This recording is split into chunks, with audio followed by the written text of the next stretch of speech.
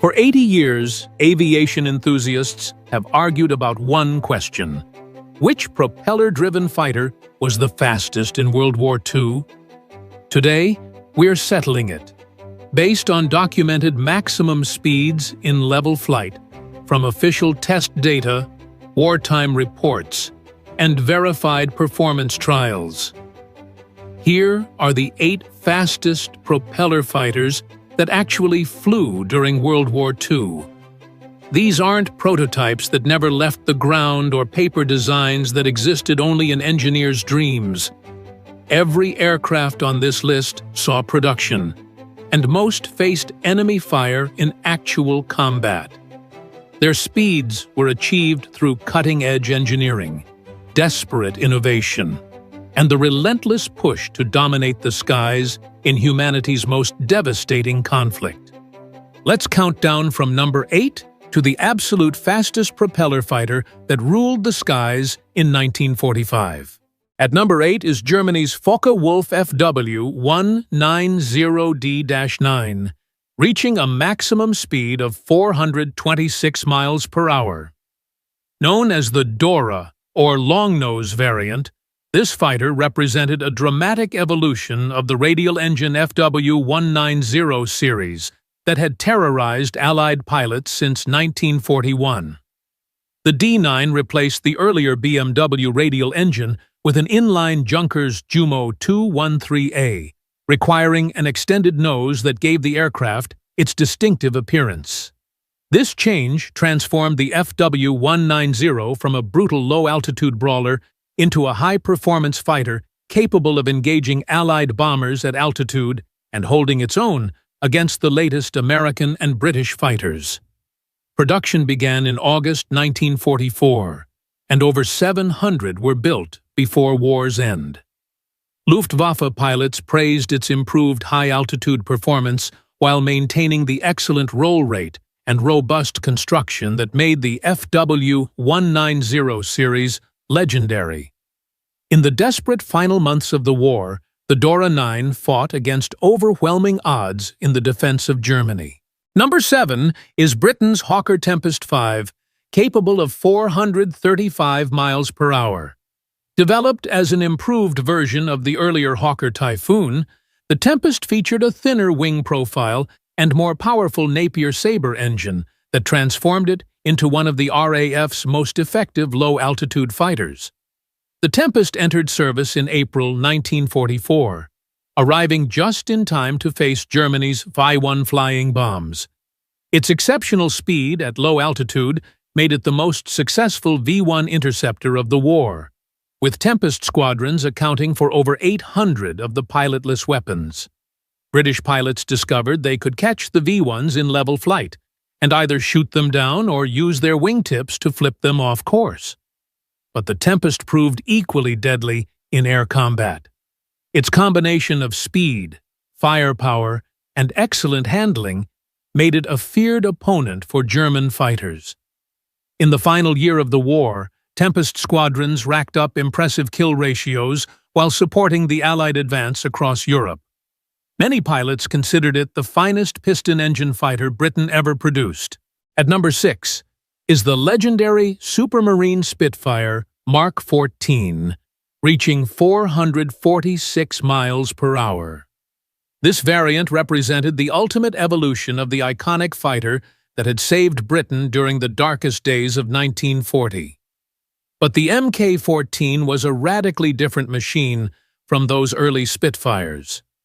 The key was the Rolls-Royce Griffon 65 engine, producing over 2,000 horsepower compared to the 1,000 horsepower Merlin engines of earlier marks. This massive power increase required strengthening the entire airframe and enlarging the tail surfaces to handle the additional torque.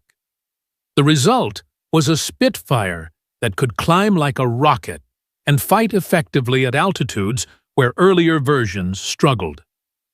First flown in January 1943, the Mk XIV entered squadron service in early 1944. It immediately proved itself against the latest German fighters and was particularly effective at intercepting high-altitude reconnaissance aircraft and the new German jets. The Griffin's power gave it acceleration that shocked German pilots accustomed to outrunning earlier Spitfire variants.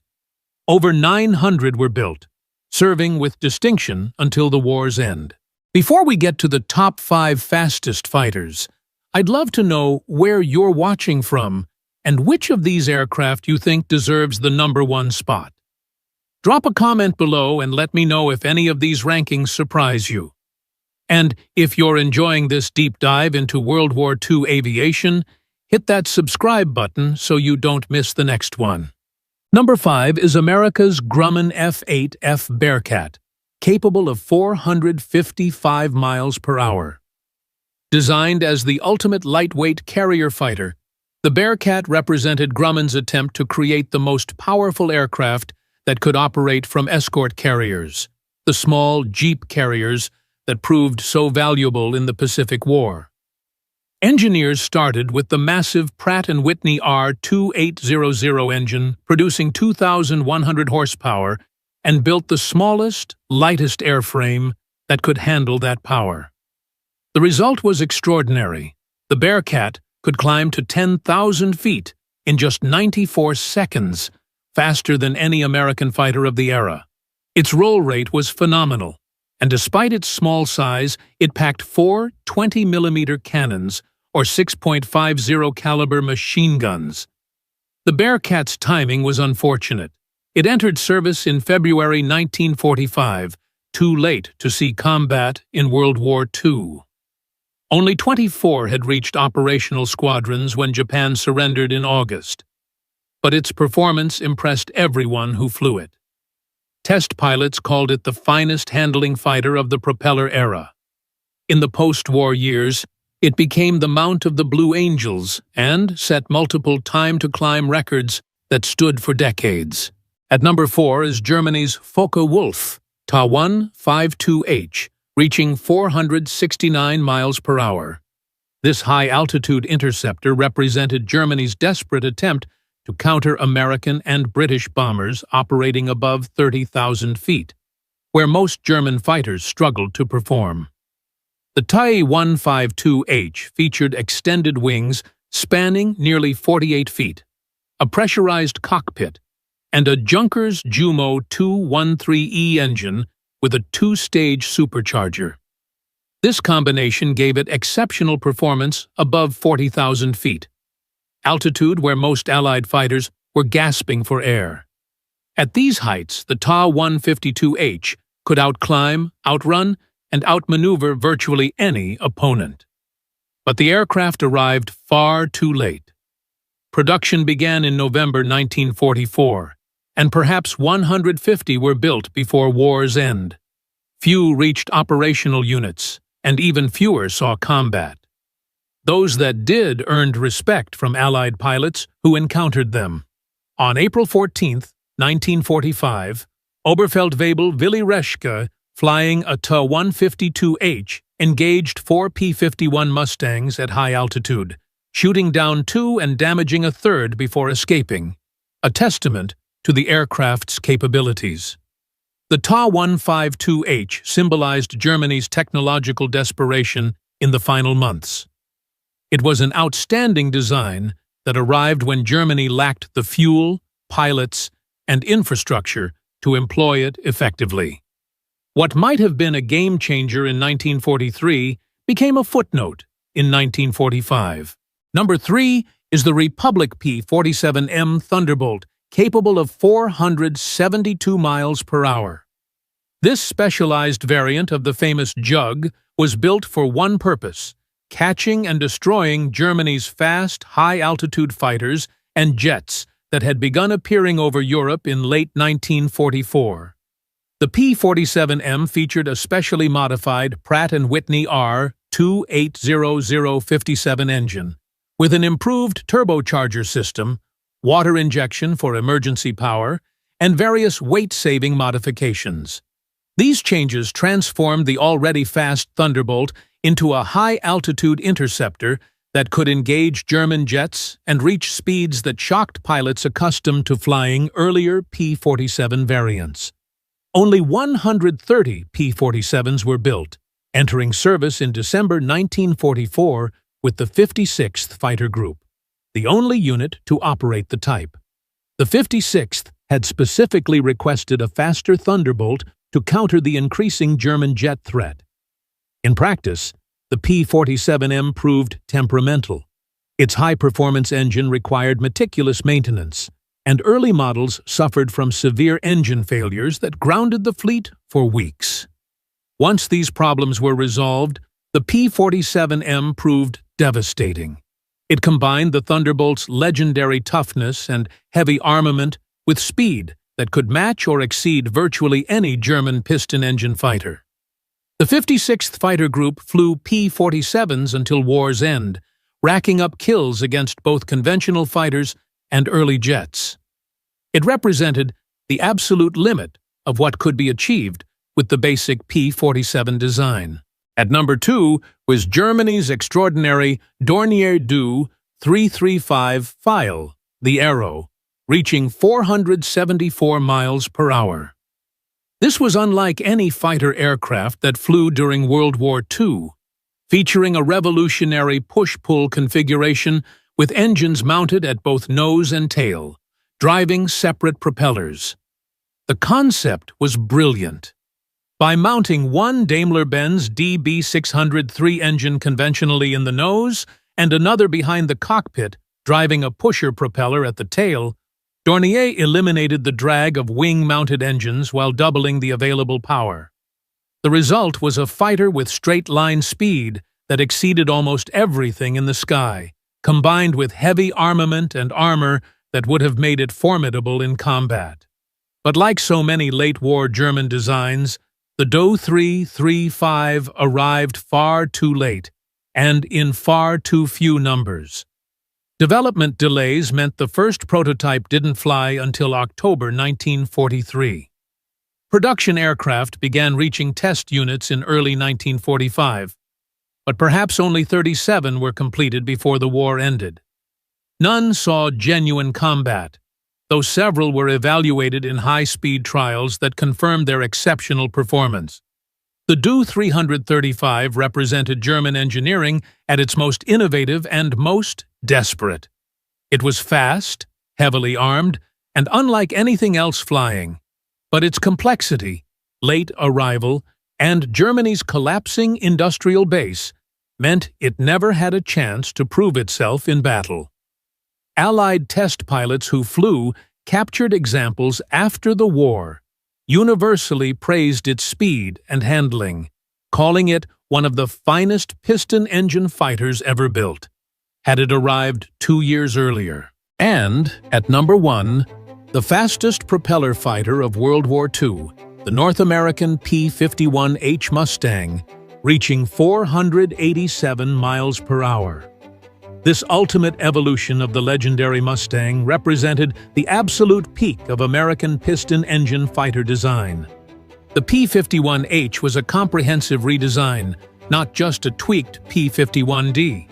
Engineers stripped nearly 1,500 pounds from the airframe through lighter construction techniques, a redesigned fuselage, and removal of unnecessary equipment.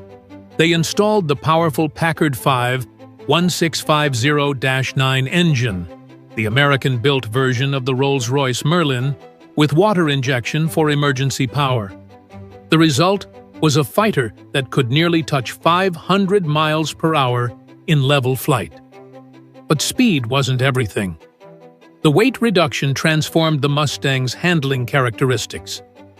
The P-51H rolled faster, climbed quicker, and maneuvered more nimbly than any previous variant. Test pilots called it the finest handling Mustang ever built. It retained the P-51's famous range, over 850 miles on internal fuel, meaning it could escort bombers deep into Japan while outrunning virtually any defender. Production began in February 1945, and 555 had been delivered by August when Japan surrendered. They arrived too late for combat in Europe, and while some reached the Pacific, none engaged in air combat before the war ended. But the P-51H represented what was possible at the absolute edge of propeller fighter design. It was faster, lighter, and more capable than anything else with a piston engine. In a war that drove aviation technology to unprecedented heights, the P-51H stood at the summit.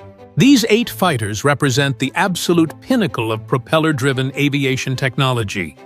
Each was designed during humanity's most desperate conflict, when nations poured unlimited resources into gaining even the slightest advantage in the sky.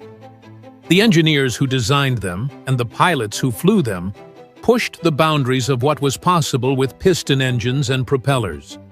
What's remarkable is how close these top speeds are. Just 61 miles per hour separates the FW190D-9 at number 8 from the P-51H at number 1. Every mile per hour came from countless hours of testing, incremental improvements, and desperate innovation under wartime pressure. Each aircraft on this list was a masterpiece of engineering that could mean the difference between life and death for the men who flew them. Speed, of course, wasn't everything in aerial combat. Maneuverability, firepower, range, reliability, and pilot skill all mattered enormously. But in a war where seconds could determine survival, where catching an enemy bomber before it reached its target could save thousands of lives, and where escaping superior numbers meant living to fight another day, speed was the ultimate advantage. Now you know the 8 fastest propeller fighters of World War II, ranked by documented performance data. Disagree with the list? Think another aircraft deserves to be here? Let me know in the comments which fighter you believe was truly the fastest, and why.